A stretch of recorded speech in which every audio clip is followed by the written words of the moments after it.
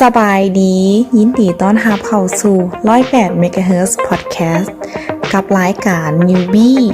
รายการที่จะพานักศึกษาไปรู้จักกับเรื่องเวียก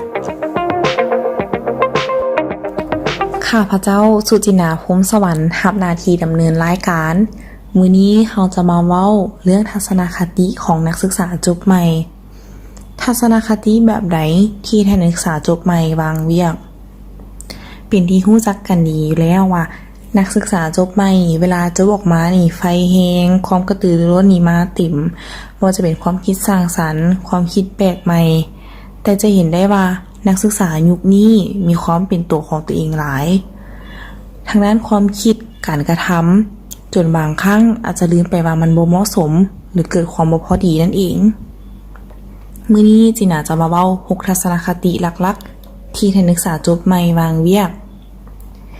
สิ่งสำคัญความคิดของนักศึกษาจบใหม่กับฝากบริษัทเองก็จะบ่คือกันอยู่แล้วถ้าเป็นฝากบริษัทฝ่ายบุคลากรนี่ต้องเจ็บหัวแน่นอนกับนักศึกษาจบใหม่เฮามาเริ่มข้อทำมิตรกันเลยข้อที่1ขอเงินเดือนสูงไว้ก่อนเวลาสมัครเวียกตำแหน่งใดก็ตามนักศึกษาจบใหม่นี่ขอเงินเดือนสูงไว้ก่อนบ่ให้บ่เป็นหยังแต่ฝากบริษัทเองเนาะข้าเจ้าก็จะคิดว่าเวลาเฮาเงินเดือนสูงนี่เฮาก็จะบ่ได้คิดว่าจะบ่ได้คิดว่าประสบการณ์ของเจ้ายังบ่มีหลายความสามารถดีมีพอหรือยังถ้าฮอดเวลาสัมภาษณ์ถ้าฝ่ายบุคลากรถามว่าความสามารถของเจ้ามีหยังแน่เจ้าลองพรีเซนต์ตัวเองให้ฟังแน่ถ้าตัวนี้เฮาตอบขอเจ้าบ่ได้ก็จะเป็นปัญหาหนักเลยเขาเจ้าจะบ่รับเฮาแน่นอน2คือบ่มักเฮ็ดเวียกหนักแน่นอนว่าในตำแหน่งหนึ่งนี่บ่ได้มีหน้าเวียกเพียงหน้าเดียวยกตัวอย่างแม่นคันสมมุติจบสายบัญชีมานักศึกษาจบใหม่เขาเจ้าจะคาดหวังว่าข่อยอาจจะได้ลงแต่บัญชีบ่แม่นเนาะในองค์กรนี่เขาเจ้าก็จะมีหลายหน้าเวียกที่แตกต่างกันขึ้นอยู่นำว่าบริษัทอาจจะมีลงบัญชีเก็บเงินแน่หรือว่าเขียนรายรับรายจ่ายอหยังประเภทแบบนี้ก็จะมีตืมๆเข้ามาแล้วแต่บริษัทข้อที่3คือเฮ็ดเวียกวันเสาร์พร้อมหวาสำหรับนักศึกษาหลายคนอาจจะคิดว่าเฮ็ดเวียกนี่มีแต่วันจันทร์หาวันศุกร์แต่ในบางบริษัทเขาเจ้าก็จะเฮ็ดเวียกวันเสาร์นำบางท่านเนาะก็อาจจะตัดบ่ซื้อบริษัทเหล่านี้ออกไปเลย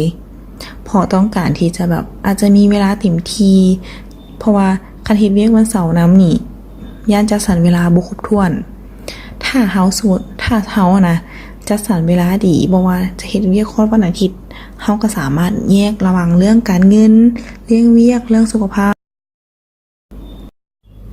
ข้อที่4ก็คือความอดทนบ่มีเลยการรับคำวิจารณ์คำติเตือนคำแนะนำต่างๆจิน่าคิดว่าเฮาเป็นนักศึกษาหรือว่าพนักงานเฮ็ดเวียกใหม่หรือว่าเก่าก็สร้างเนาะเฮาต้องรับคำติชมเหล่านี้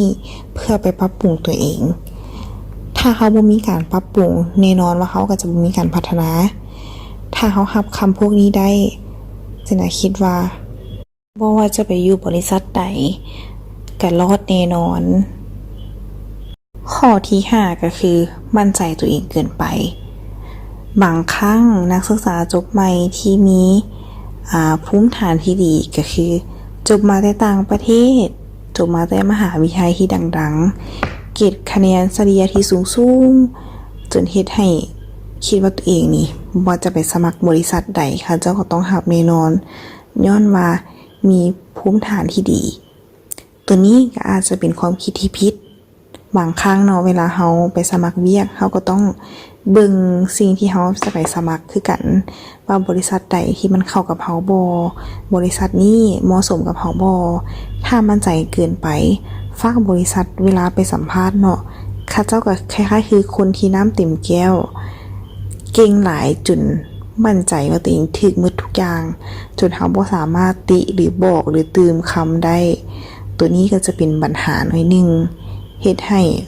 บริษัทหลายบริษัทเนาะปฏิเสธบุคคลเหล่านี้ไปและข้อสุดท้ายเนาะเลือกบริษัทที่ใหญ่และก็ดังเท่านั้น การเลือกบริษัทที่ใหญ่แล้วก็โดยบ่สนหน้าเวียกเลยนี่ มันก็จะพบปัญหาที่กดดันคือเฮ็ดเวียกที่มอบหมายบ่สำเร็จบางครั้งจนถึงขั้นลาออกตัวนี้ถ้าเฮาสมัครบริษัทที่ใหญ่ดังๆแล้วก็บ่ได้สนว่าตัวเองนี่เรียนสายใดอย่างน้อยก็ขอได้เข้าบริษัทนี้ตัวนี้เป็นสิ่งที่ผิดเนาะถ้าคิดแบบนี้และสุดท้ายนี้เขาก็รู้จักการเปลี่ยนทัศนคติของตนเองให้พอดีกับประสบการณ์และกับความสามารถของตัวเองแล้วจิน่าคิดว่าไฟที่มีในตัวของนักศึกษาจบใหม่นี้มีทั้งความคิดสร้างสรรค์ความตั้งใจความกระตือรือร้นหับหองเลยว่าถ้ามีความคิดแบบนี้แล้วไปปรับเปลี่ยนนี่จะบ่กลายเป็นคนที่วางเวียกแน่นอนขอบใจสำหรับผู้ฟังเนาะถ้าผิดพลาดประการใดก็ขออภัยไว้ก่อนเด้อสำหรับไผที่เป็นนักศึกษาจบใหม่แล้วอยากฟังเรื่องเวียกสามารถติดตามฟังได้ในรายการ Newbie กับสุจินดาพรหมสวรรค์ที่108 เมกะเฮิรตซ์ออกอากาศทุกๆวันอังคารและตอนนี้ขอกล่าวคำว่าสบายดี